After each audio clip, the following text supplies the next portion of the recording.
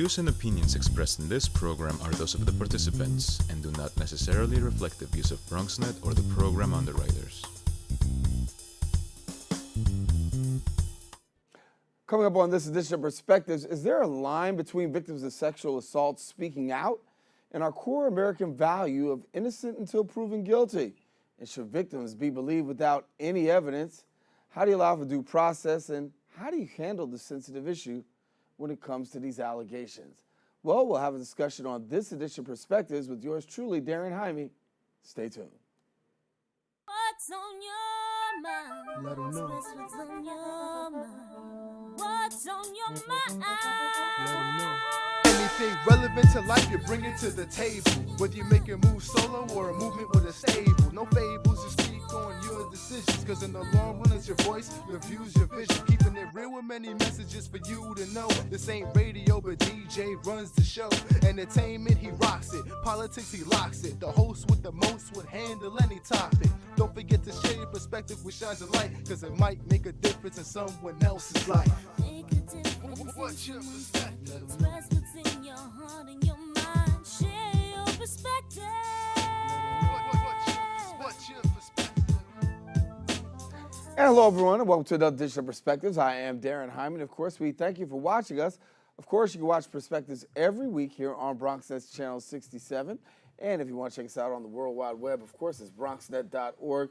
Be sure to hit us up on also our social media pages, Facebook, Twitter, Instagram, you got it. And my professional page on Facebook is Daren C. Jaime. And there you might be able to share some perspectives, and you never know, what you talk about just might make it here to our set. Well, coming up on this edition of Perspectives, over 10 years ago, Tarana Burke, an activist from Harlem, she launched the Me Too movement and aid to underprivileged women of color affected by sexual abuse. Now, the sexual assault conversation took center stage after actress Ashley Judge accused media mogul Harvey Weinstein of sexual assault. The Me Too phrase then gained national attention when actress Alyssa Milano took to Twitter to invite those who've experienced sexual harassment to respond with Me Too. Since then, thousands of sexual assault ladies have come forward, some men. There's also a line, though, when it comes to being victims, when it comes to speaking out, and a core American value of, are we innocent until proven guilty? And should victims be believed without any evidence? And how do you allow for due process? There's a lot of questions when it comes to the Me Too movement, and here to have this conversation with me is the founder and CEO of TJM and Company, a full-service media boutique in Brooklyn. She's got over 2 decades of experience in relationship management, communications, public administration, and business operations. We're pleased to be joined by Miss Tiffany Joy Murchison, and thank you so much for joining us. Thank you for having me, I was like, Daren. 2 decades. Wow, that's a long time. I know, you're telling my age. I'm That's it. shy man. here. That's all right. Well, good to have you. Important conversation to have. And I think that, what we talked about in the beginning really weighs a lot. You talk about people who are speaking out. Right. And you have this issue of people who are speaking out. And then you also have, on the other side, somebody who's being accused. Right. That's like weighing that balance. I think the Brett Kavanaugh, Supreme Court Justice Brett Kavanaugh case has rolled a lot up in there. And, talk to me about that, because you watched that. What were your thoughts? So my thoughts were that he definitely did not have the character that he should have to be a Supreme Court justice.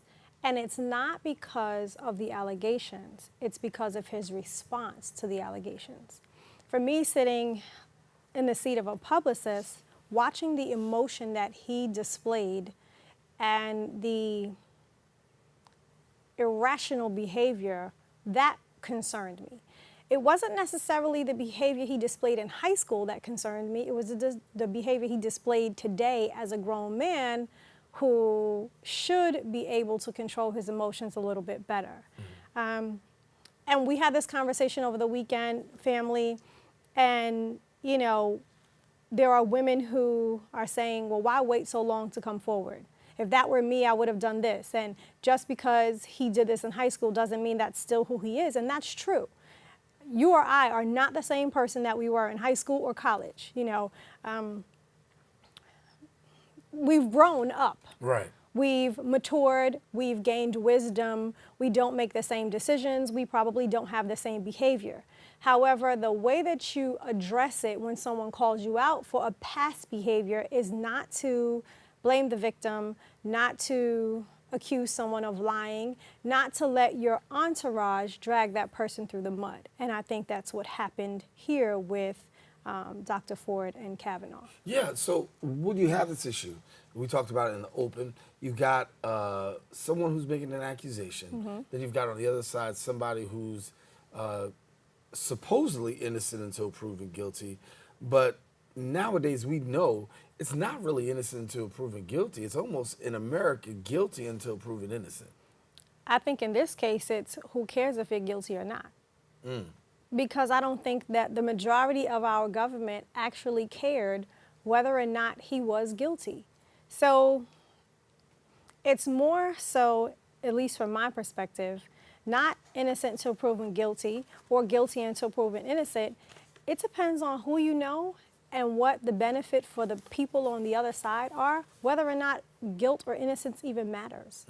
I had a conversation on my radio show with a young lady, and she detailed, she was a victim of sexual abuse, and she said that it was only until recently that she was able to actually get it out and get it out of her system.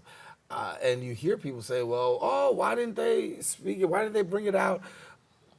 I think it was a learning experience for a lot of people to know, hey, when this happens, you know, it's very hard to even just come out and admit it.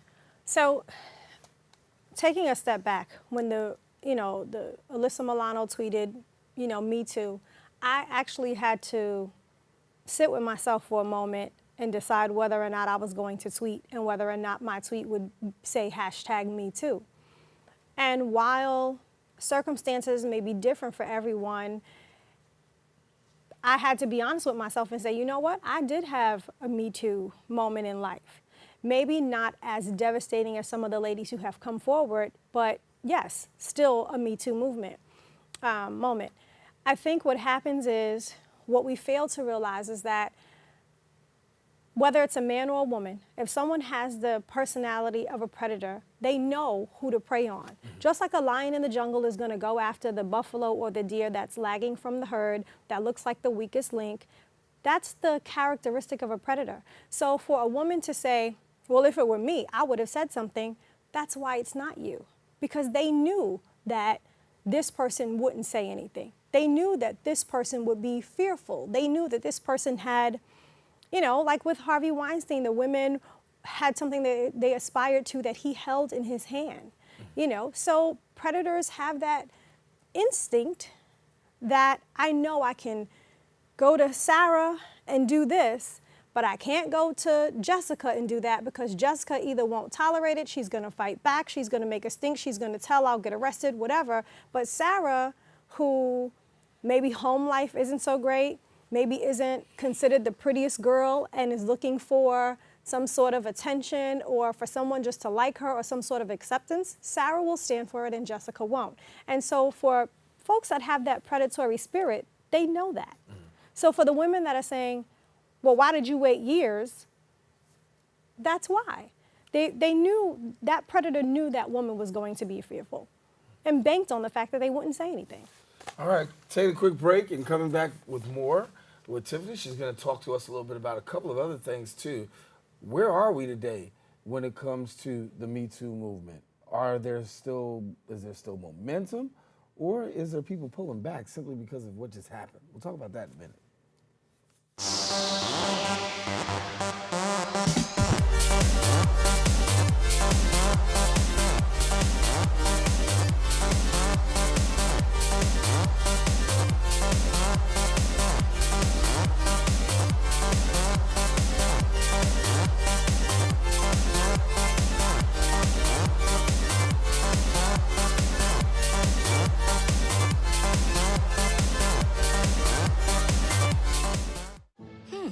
Maybe you can make retirement happen.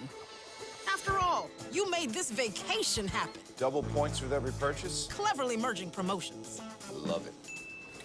Cross-referencing travel sites. And booking all your flights with those... Vouchers. I got us bumped. They were like, oh. But now they're like... Aloha. You aced this vacation. Now get the tips you need to get on track at aceyourretirement.org.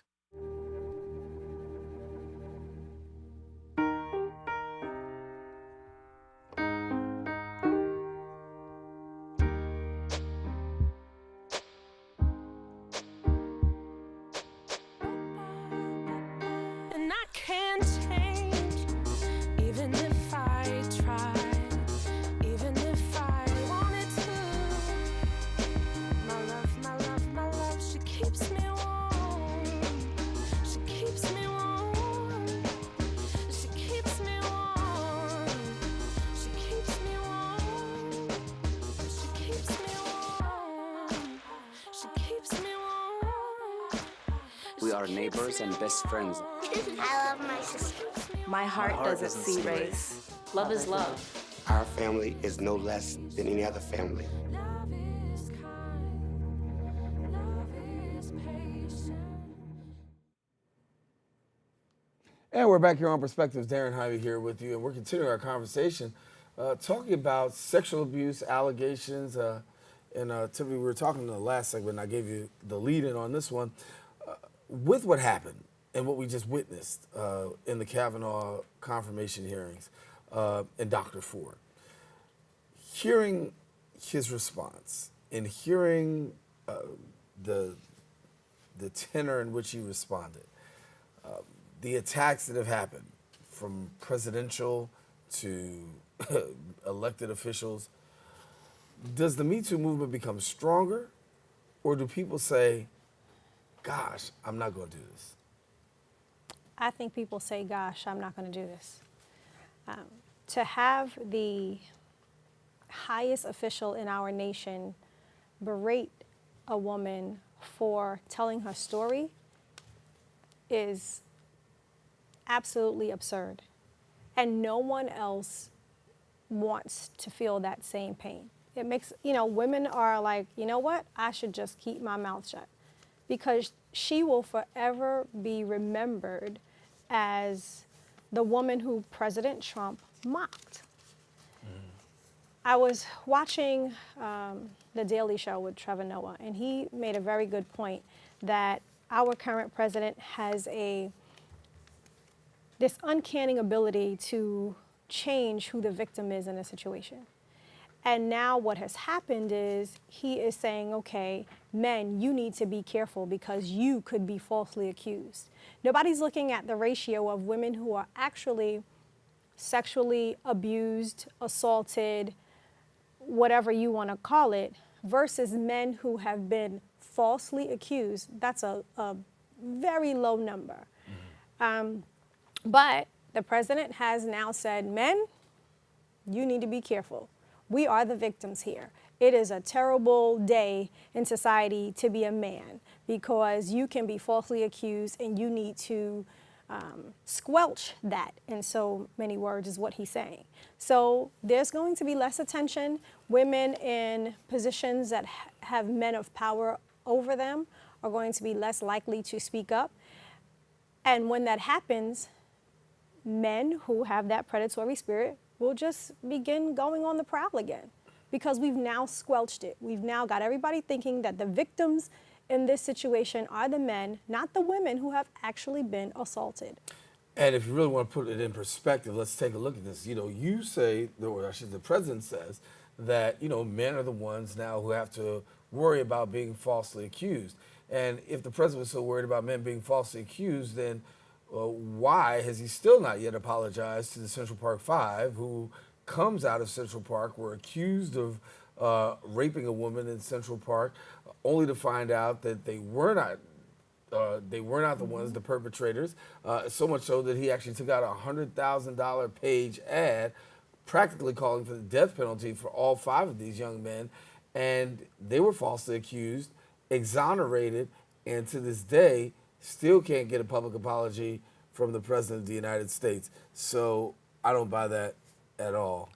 Neither do I. But if we look at the Central Park Five, the demographic is totally different. Absolutely.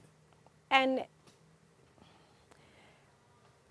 people have been saying, well, you can't say it, I can say it. So people have said this for a while, that when you talk about being sexually, well, when you equate the sexual assault, and not even equating sexual assault, let's take the president's comments for what he said. When he's referring to people having to worry about being falsely accused in communities of color, that has been the day-to-day experience that people have always had to worry about, continuously being falsely accused, whether it's by law enforcement, whether it's by the criminal justice system. There's always the era of false accusation, and that's what brings to light this question right here as to whether or not people are actually innocent until proven guilty or guilty until proven innocent. And in many cases of communities of color, it just happens to be that it's guilty until proven innocent. You have to work real hard to prove yourself innocent. And then after you prove yourself innocent, there's still that doubt and the speculation in the minds of others, and a stigma that gets attached to you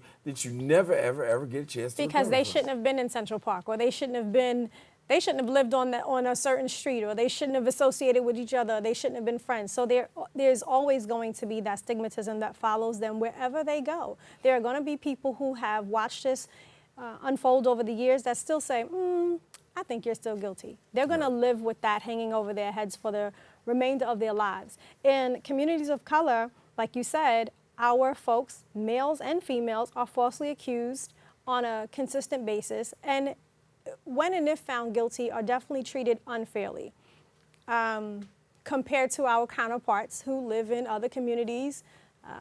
Caucasian men tend to get a much larger pass than, of course, African American men.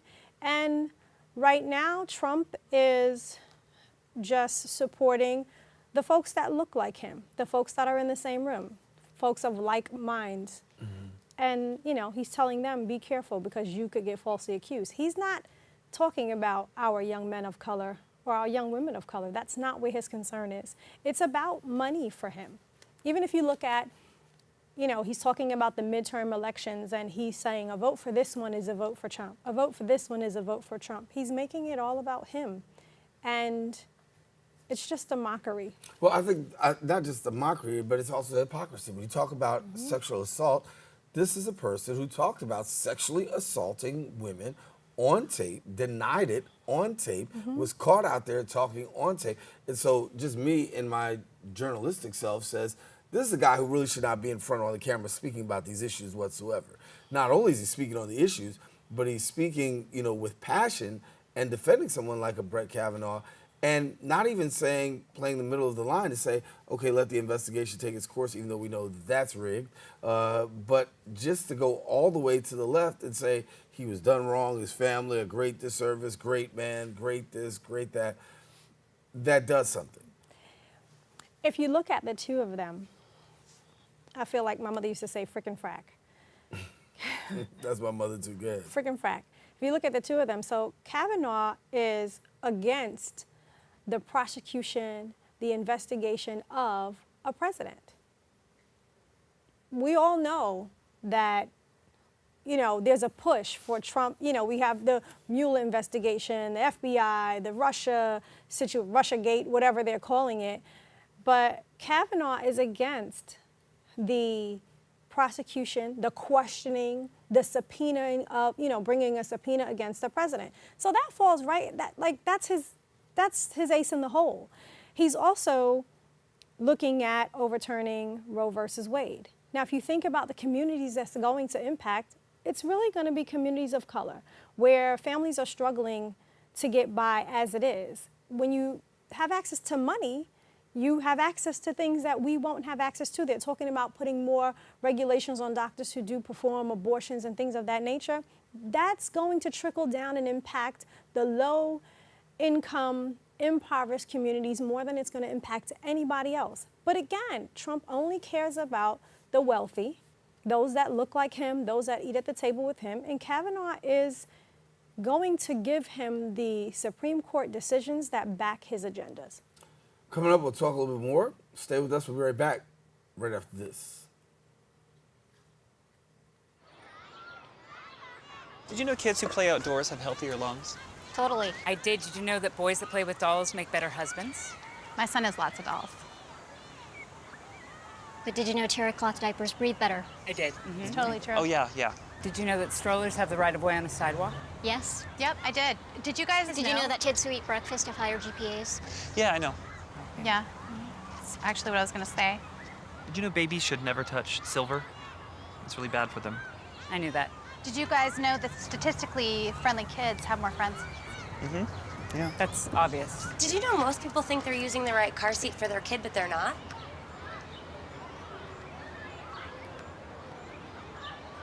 Parents who really know it all know for sure that their child is in the right seat at the right age and size. Visit safercar.gov/the right seat to make sure your child is protected. I'm putting that on my blog. I just put it in mine.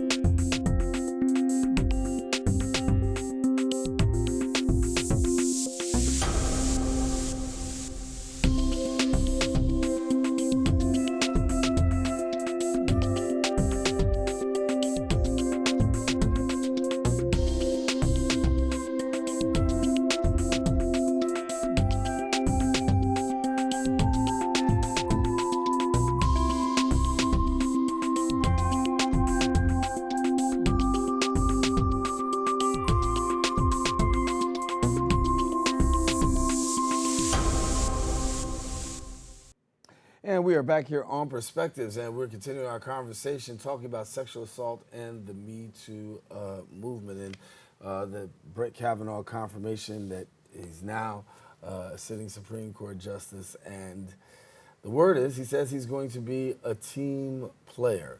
And so how should we? I think we talked about this a little earlier. You talked about youthful indiscretions, right? He has not been found innocent and or guilty in any of this. Only the FBI investigation said what it said. But how do we handle youthful indiscretions when it comes to, because you made a good point, you know, we all did some crazy stuff when we were younger. Does it rise to the place of, I shouldn't have my job today?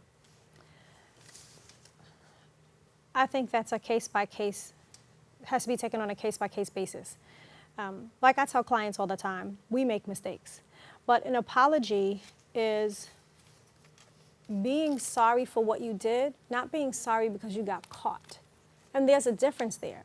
So looking at whether the person is sorry because they got caught, remorseful, or if they're really remorseful for their behavior. And if they are, there are actions that follow that apology that show that they are remorseful. So, you know, I don't know who his publicist is. I'm sure he has one. But if it were me, it would have been an admittance, you know, not an excuse, but yes, I was drinking. You know, yes, I was an awkward kid. You know, I felt the peer pressure to be sexually active, whatever was going through his mind. But I am now a changed man. If that's the case, he has 2 daughters, and a lot of times having daughters will change a man's perspective about women. So that could very well be the case. It's just how he responded and that he allowed Dr. Ford, and she wasn't the only woman that accused him of assault. So the way that he allowed her to be dragged through the media, to me, showed that he didn't have any remorse and that he's not very much different than that high school boy or that college guy that he was back then. You know, had he come up and said, you know what, let me give you a sincere apology. President Trump, I appreciate your backing, but we're not going to berate this woman. We're not going to make a mockery of this. You know, because he did say, what did he say? There were nights that I drank so much that maybe I don't recall, or, right. You know, I'm paraphrasing, but he did give some sort of, you know, out for himself. Had he taken that a different way, then I too might be like, well, you know, giving his other political views, I might have said, okay, well, this shouldn't discredit him from being Supreme Court Justice. Maybe he's learned something from it, and maybe he will be beneficial to other women who do face these type of issues. Right. But that's not who he was in that hearing. If you look at the SNL skit, and you got it, they are they have a knack for just like they hit the nail right on the head. And as funny as it is, they really brought out the character of who he was and the arrogance that he displayed during that hearing. And that really says, no, you are not qualified to sit in this position. Had he had some humility, I'd feel a lot different. Yeah, a lot could still be said about this whole thing.